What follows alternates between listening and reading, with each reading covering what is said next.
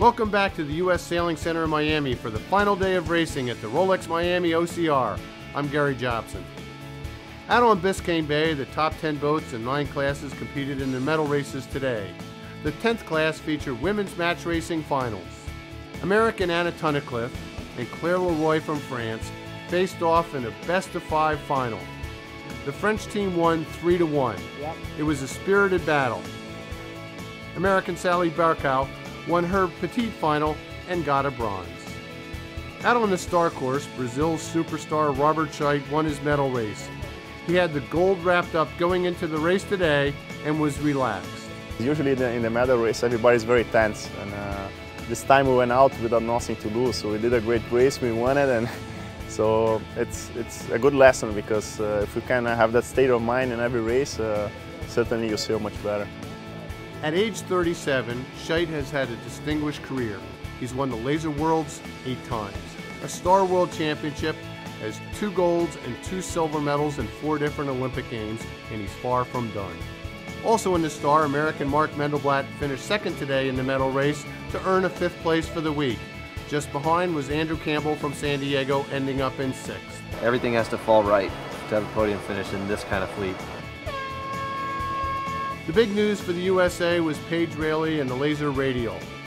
She played a conservative game all week long after being disqualified from a race on day 1. I was really frustrated when I got it. It was super disappointing because I actually got a 3rd in the race. So I went to Luther and we talked about it, and he just told me that it was time that I had to be very conservative, which has been one of my #1 goals, that when something goes wrong, I have to learn how to sail conservative, but also get good results at the same time. Paige Raley rounded the first mark in 7th place out of 10 boats in the medal race. Then she turned on her speed, passing 6 boats to take the lead. Even with this victory, she knows she has to keep working hard.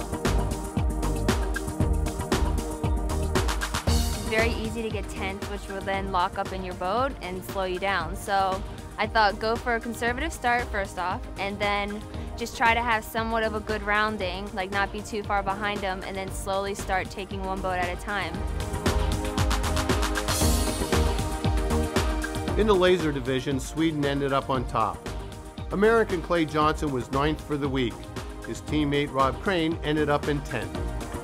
Stu McNay and Graham Beal had a strong week in the men's 470 division, and they ended up in 6th.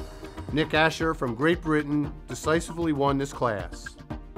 In the Finn, Giles Scott ended up winning by just 1 point over Great Britain superstar Ben Ainsley. Ainsley's been out of competition for 2 years, but came back strong and nearly won it. Great Britain's John Pink and Rick Peacock dominated the 49er class. Americans Eric Stork and Trevor Moore had an impressive race today with a 2nd in the medal race. This earned them a 5th place for the week. 39 medals were given out in the Olympic and Paralympic classes. The British proved to be the strongest team here with 14 medals. France had 6, the United States 4. What a great week here in Miami for the Rolex Miami OCR.